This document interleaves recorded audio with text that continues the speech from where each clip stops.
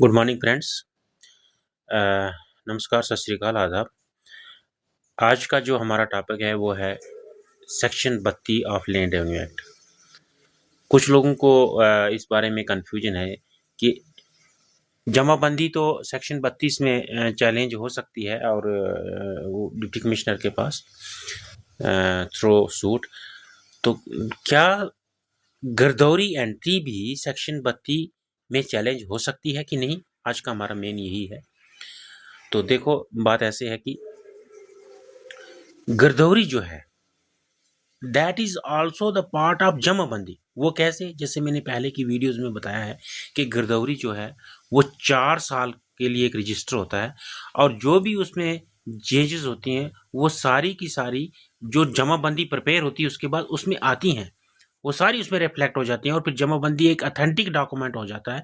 तो इसीलिए जमा गिरदौरी जो है that is also the part of जमाबंदी। तो गिरदौरी की एंट्री जो है जो जमाबंदी में रिफ्लेक्ट हुई है वो भी सेक्शन 32 में डिप्टी कमिश्नर के पास चैलेंजेबल है। लेकिन यहाँ क्वेश्चन ये है कि वो विलेजेस जहां पर ड्यू जमाबंदी प्रिपेयर नहीं हुई है, अभी गिरदौरी ही चल रही है, तो क्या वो उस गिरदौरी वाली एंट्री भी सेक्शन 32 में चैलेंज हो सकती है? नहीं, वो एंट्री जो है वो सेक्शन 32 में चैलेंज नहीं हो सकती है।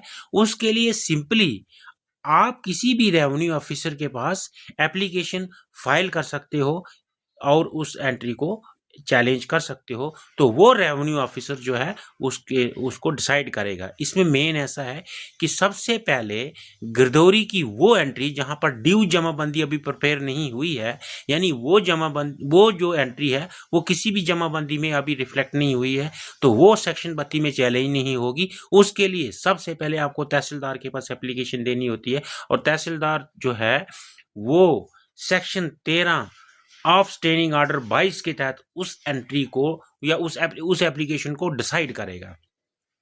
तो सिंपल सी कहने की बात यह है कि जिन गांव में जिन विलेजेस में ड्यू जमाबंदी प्रिपेयर हुई है और वो एंट्री उस जमाबंदी से पहले की गिरदौरी में है और फिर वो उस जमाबंदी में वो एंट्री रिफ्लेक्ट हो चुकी है, तो वो गिरदौरी भी और वो जमाबंदी भी आपने सेक्शन 32 में चैलेंज करना है।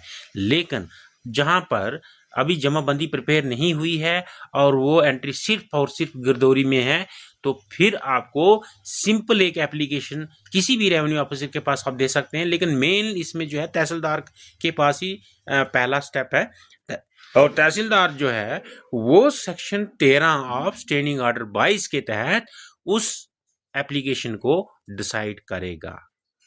तो आज का यही था कि जिन लोगों को ये कंफ्यूजन थी कि क्या गिरदौरी एंट्री जो है वो सेक्शन 32 में चैलेंजेबल है या नहीं है, तो दो ही चीजें पॉइंट सामने आ गई। अगर वो गिरदौरी की एंट्री उस गांव के जमाबंदी में रिफ्लेक्ट हो चुकी है तो फिर वो सेक्शन 32 में ही चैलेंज होती है। तो आपने फिर वहां दोनों चीजें चैलेंज करनी होती हैं, वो गिरदौरी भी प्लस वो जमाबंदी भी।